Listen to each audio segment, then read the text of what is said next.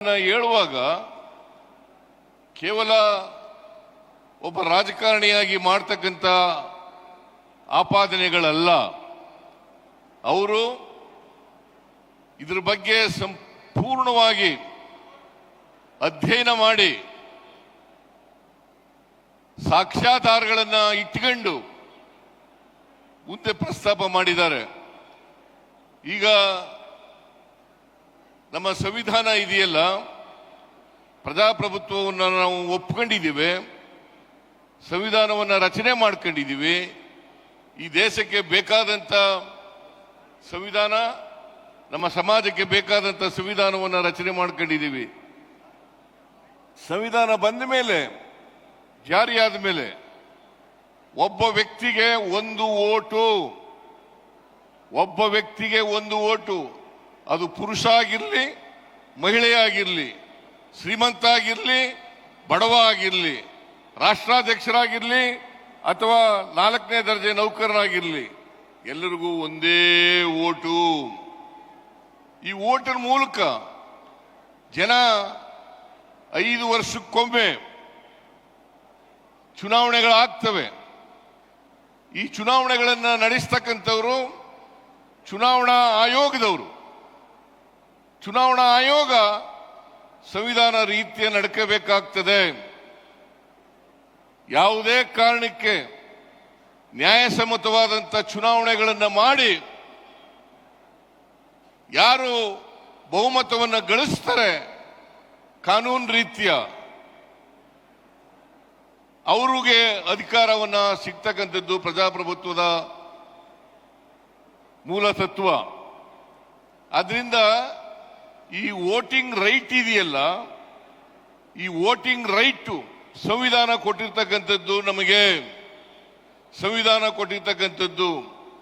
ಇದನ್ನ ಯಾರಿಂದಲೂ ಕೂಡ ಕಿತ್ಕೊಳ್ಳಲಿಕ್ಕೆ ಸಾಧ್ಯ ಆಗಲ್ಲ ಅಥವಾ ನಾಶ ಮಾಡಲಿಕ್ಕೆ ಸಾಧ್ಯ ಆಗಲ್ಲ.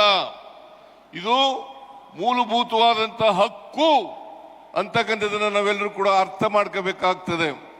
ಅದಕ್ಕೋಸ್ಕರ ನಾವು ಇದನ್ನ ಬಹಳ ಎಚ್ಚರಿಕೆಯಿಂದ ಚುನಾವಣೆಗಳನ್ನು ಮಾಡಬೇಕು.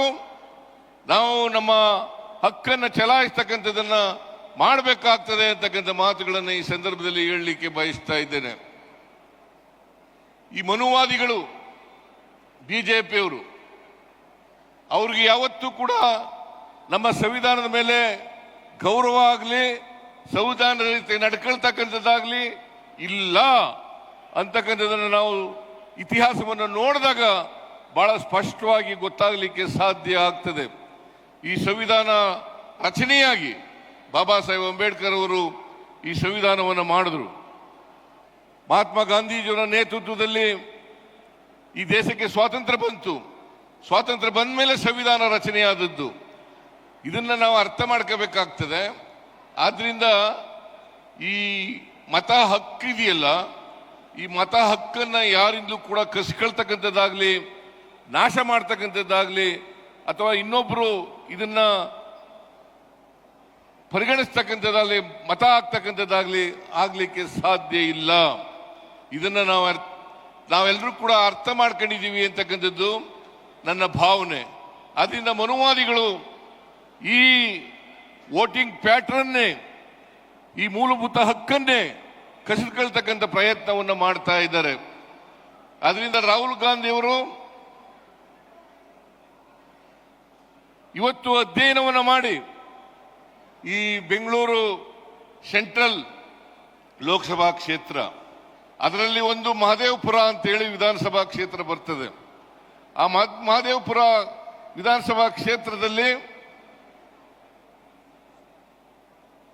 ನಾವು ಅಲ್ಲಿವರೆಗೆ ಎಲ್ಲ ಕ್ಷೇತ್ರಗಳಲ್ಲೂ ಕೂಡ ಮುಂದೆ ಇದ್ದು, ಮಹದೇವಪುರ ವಿಧಾನಸಭಾ ಕ್ಷೇತ್ರಕ್ಕೆ ಬಂದಾಗ ನಾವು 1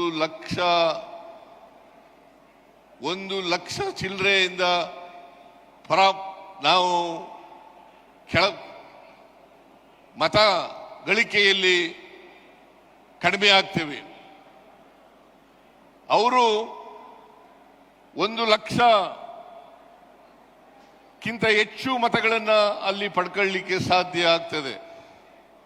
ಈ ತರ ಇಡೀ ದೇಶದಲ್ಲಿ ಹಿಂಗಾಗಿದೆ.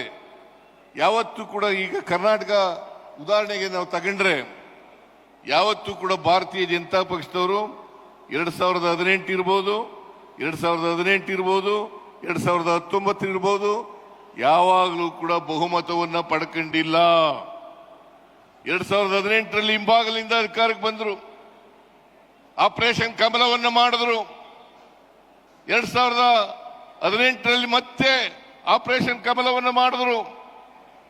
ಮತ್ತೆ ಲೋಕಸಭೆಯಲ್ಲೂ ಕೂಡ ಮತ ಕದೀಲಿಕ್ಕೆ ಪ್ರಯತ್ನವನ್ನ ಮಾಡಿದ್ರು. ಹಾಗಾಗಿ ನಮಗೆ ಇಂಟರ್ನಲ್ ಸರ್ವೆ